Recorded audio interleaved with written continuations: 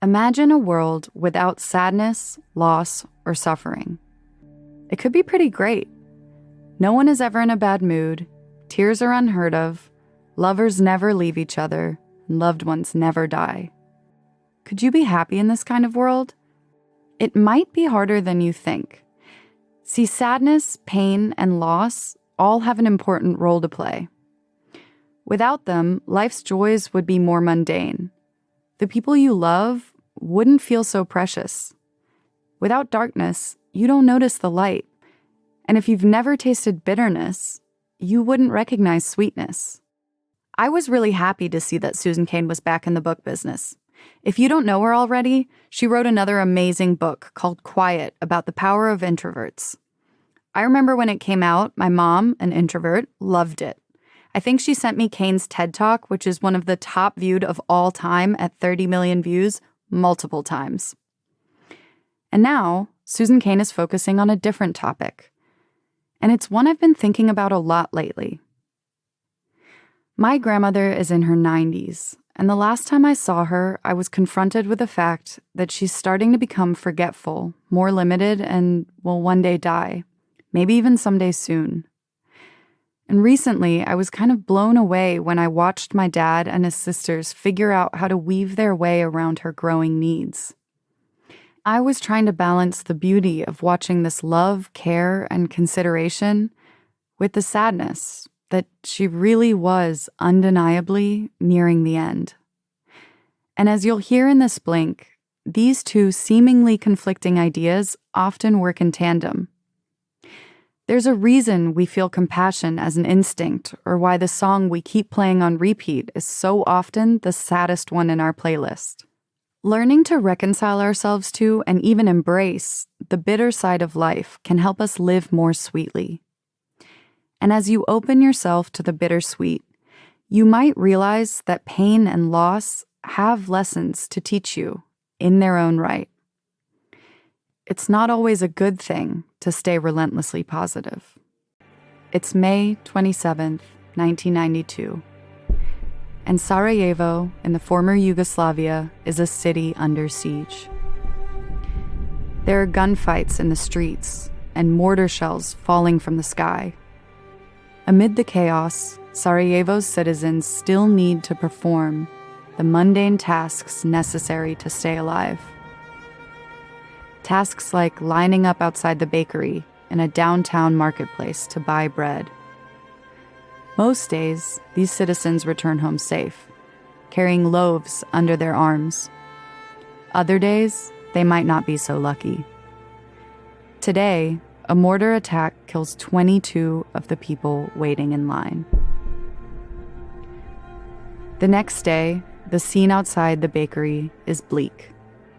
Then, a man in a tuxedo arrives, finds a place in the rubble to set up a plastic chair, sits down, and begins to play Albinoni's Adagio in G minor on his cello.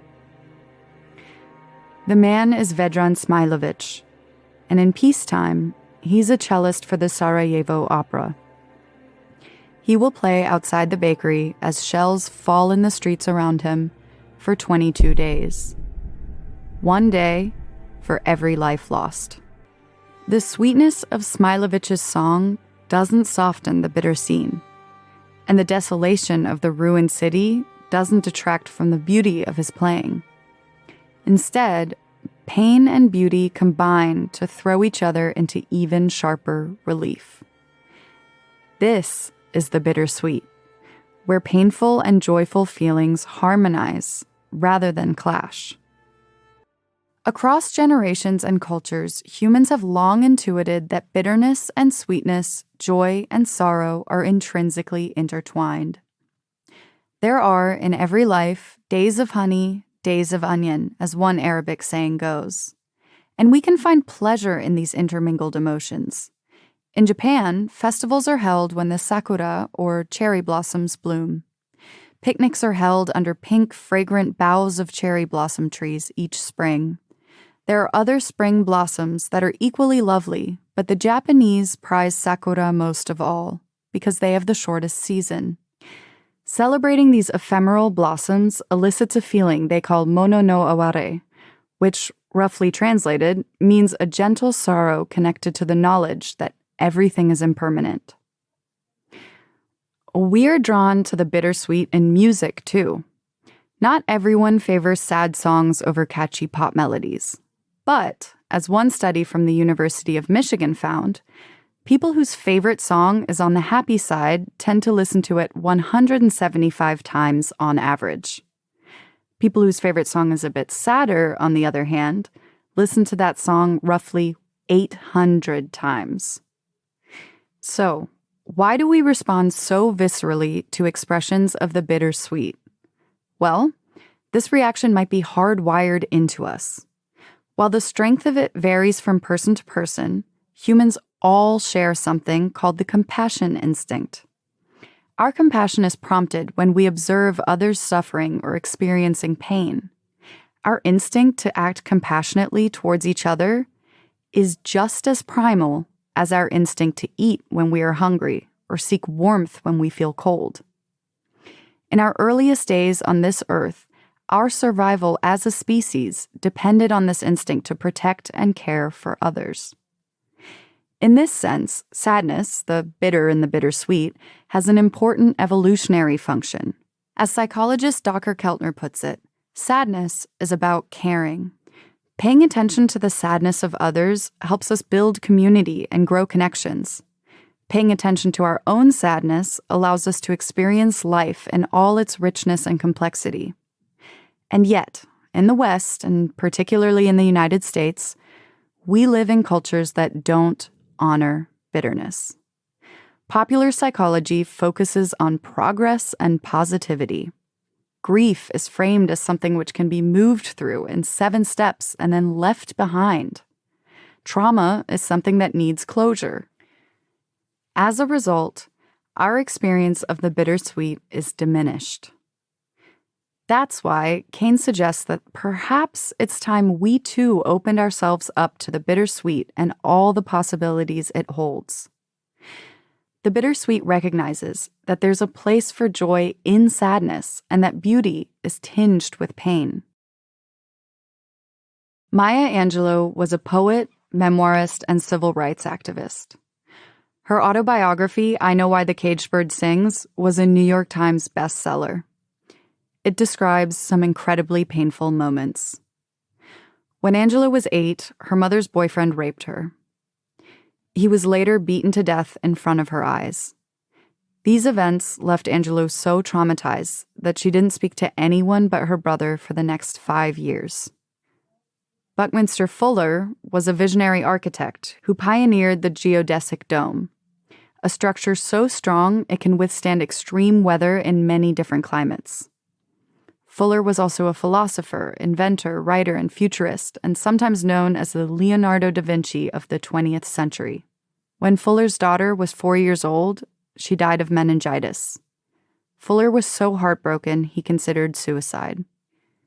These people are exceptional in their fields, and both of them are marked by pain and trauma. What is it that we can learn from their life stories and many others like them? I could give you a glib response to that question, something along the lines of, both of these people turned their pain into a productive force. See, everything does happen for a reason. No, not everything happens for a reason. Trauma, abuse, pain, and loss are senseless and unfair. But to a certain extent, they're also inevitable. The bittersweet teaches us that pain exists alongside joy. Love exists alongside loss, and inspiration exists alongside despair. If we turn away from the negative, we also turn away from all the good that comes with it. When we turn away from the bitter, we turn away from the sweet. Life might seem more bearable without pain, but it'll also be more muted.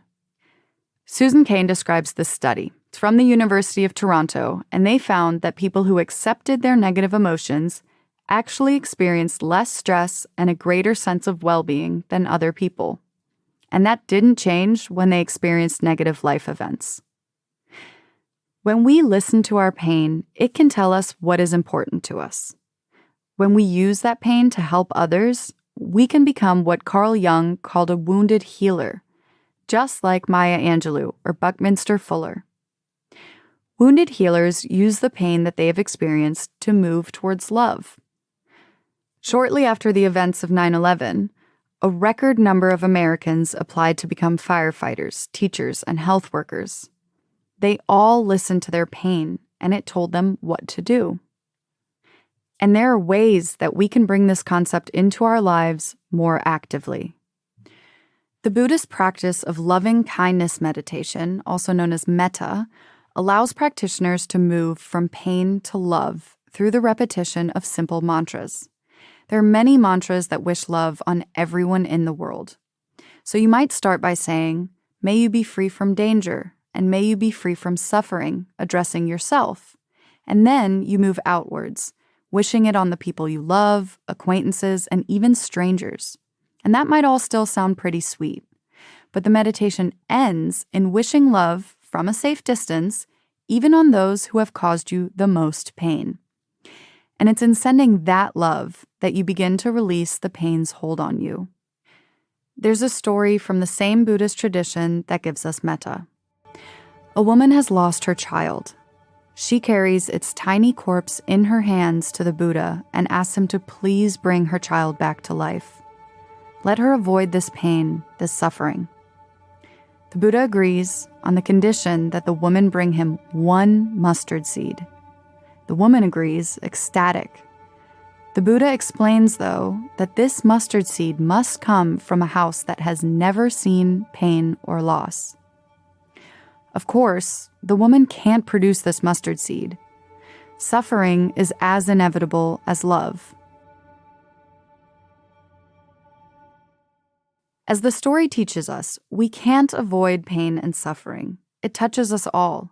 We will all have pain inflicted on us, and we will all inflict it on others. The only thing within our control is how we welcome pain when it arrives on our doorstep. Americans are said to smile more than any other nation on earth. But it's not because they're happier. According to the Journal of the American Medical Association, over their lifetimes, about 30% of Americans will suffer from anxiety. Around 20% will suffer major depression. Why consistently project positivity when you're not consistently happy? At least in this context, the answer might lie in colonial history. In the early days of the USA, New England was settled by European colonists who observed the Calvinist faith. In Calvinism, after death, some people ascend to heaven, while others are cast into hell. And here's the catch. It's predestined, meaning God has already decided your fate. Either you're a winner in this religious lottery, or you're a loser. You can't change your fate. What you can do, however, is act like a winner. Calvinists worked hard and acted devoutly to create the impression that they were among the winners. Over the centuries, the U.S. has grown increasingly secular. But that division between winners and losers has stuck. And while winning is desirable, loss is something to be avoided at all costs. Instead of extending compassion to those undergoing misfortunes, we treat loss and failure as if they're contagious. And the end result? A society that smiles through sickness, disaster, and loss, a culture that believes it's possible to win at having a career, at romantic relationships, even against illness and death. But remember that story of the mustard seed? Loss and failure touch us all. Pretending they don't doesn't change that fact. And plastering a smile over negative feelings only makes them feel worse. There's a phenomenon psychologists call amplification. Essentially, the more you try not to think about something, the larger it looms in your mind.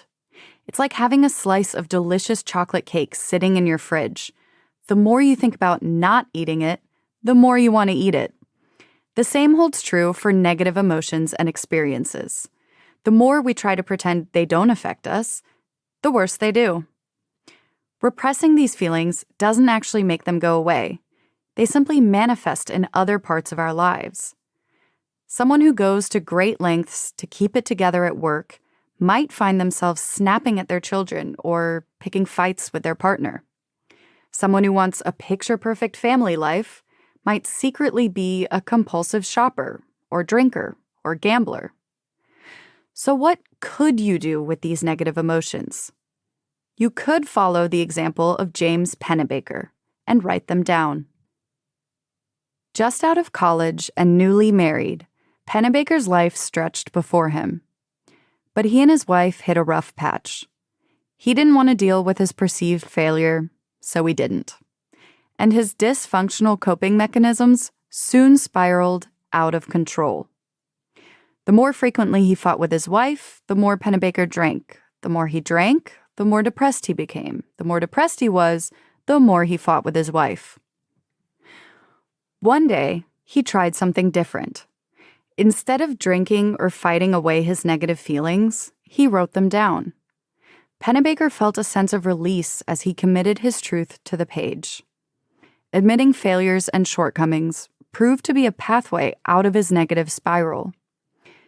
He communicated more openly with himself and with his wife, and he felt his depression ease. Here's why we know this. Pennebaker isn't just some guy who wrote down how he was feeling. He's also a social psychologist. And when he saw the positive impact of expressive writing in his own life, it intrigued him. Pennebaker has since run several groundbreaking studies on the topic of expressive writing. In one such study, 2 groups were asked to write for 20 minutes. The first group wrote about their problems, ranging from bereavement to abuse. The other group wrote about mundane topics, like the clothes they were wearing. They did this once a day for 3 days. At the end of those 3 days, after just 60 total minutes of expressive writing, the first group were calmer, happier, and less stressed than the second. And in follow-up tests months later, the first group reported lower blood pressure, fewer health issues, and more success at work.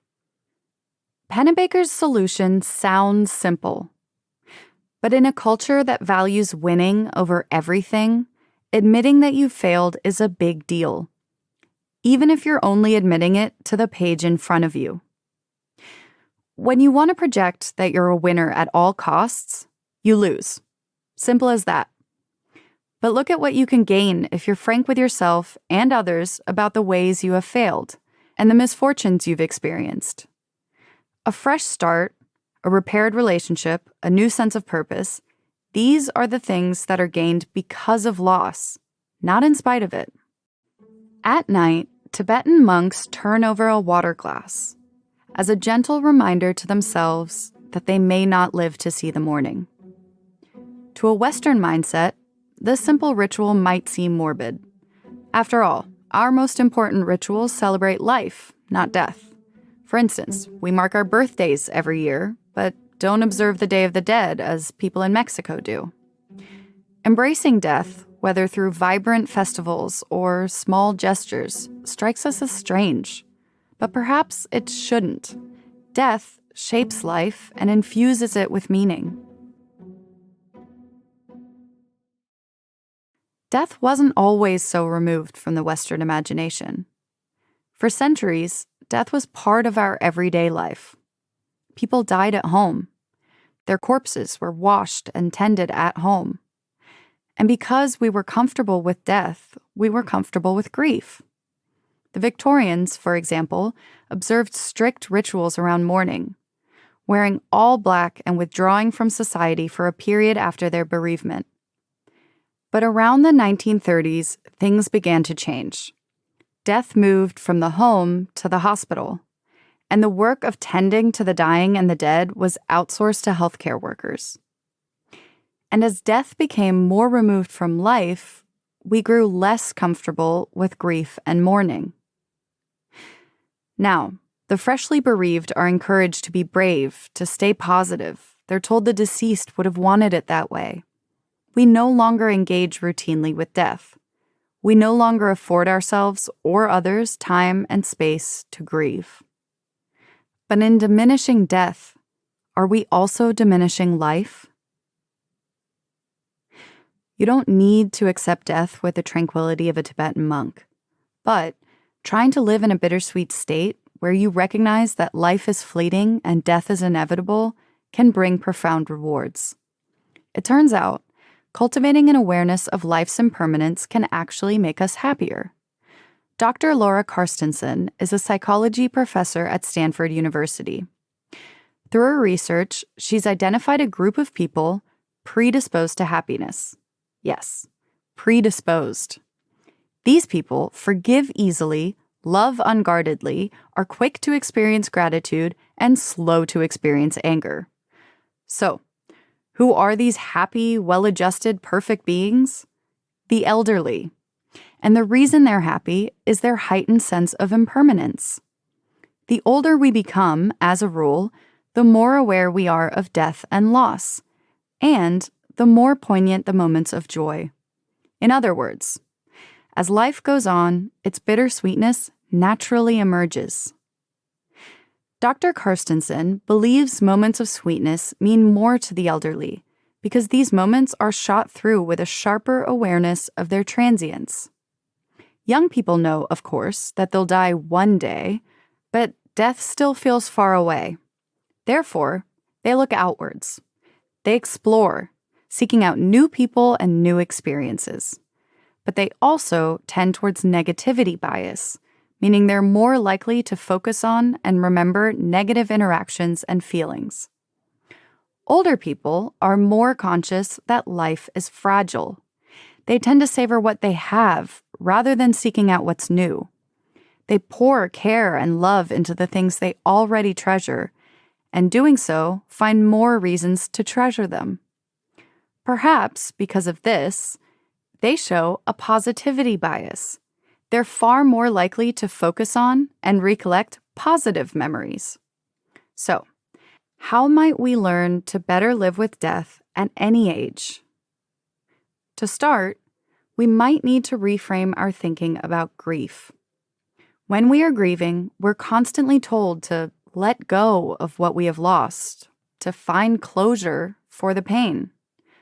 What if, instead of trying to deny grief, we focused on our incredible capacity to carry it with us, without growing bent under its burden? We might also remember the central truth of bittersweetness. There's no sweetness without bitterness, no love without loss. There's a story that Cain shares, and I think it shows it in the most beautiful way. It's about the writer Franz Kafka. Kafka came across a little girl crying in a Berlin park. She had lost her doll, and she was inconsolable. Kafka told the girl she was in luck. He happened to be a doll postman. Over the next weeks, he delivered letters to the girl from her doll. In these letters, the doll told the girl all about her new adventures. Finally, Kafka gave the girl a new doll and one final note, hidden in the doll's skirt so the girl would find it much later, perhaps when she was an adult. The note simply read, "Everything that you will love, you will eventually lose. But love will return again in a different form." We live in a culture that downplays grief, diminishes loss and pain, and would prefer to pretend that death doesn't exist. In short, collectively, we're in denial. And our lives are poorer for it. Closing yourself off to sadness shuts down the possibility of experiencing authentic joy. But it doesn't have to be this way.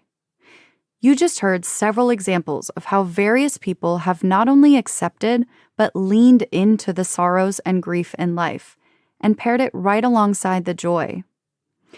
And you can also commit to savoring the bittersweet in order to wholly appreciate life, in all of its complexities. Living well with bittersweetness should inspire you to have compassion for others. And here's one good thing you can do to start this practice. Don't neglect yourself. It's hard to radiate compassion outwards when your internal monologue is a stream of negative self-talk. If you're going to accept the bitter in life along with the sweet, be sure to extend yourself that same courtesy. Talk to yourself as kindly and gently as you would to a treasured friend. And maybe, similarly to the Buddhist mantras we mentioned earlier, you'll start with valuing the bittersweetness in yourself, but it'll slowly ripple out to loved ones, strangers, and the rest of the culture.